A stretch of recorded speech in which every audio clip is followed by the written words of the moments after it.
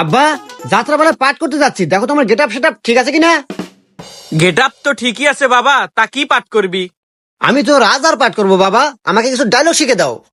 Dialogue শিখবি বাবা? আচ্ছা ঠিক আছে, আমি যা যা কই তুই তাই তাই ক। আচ্ছা বাবা।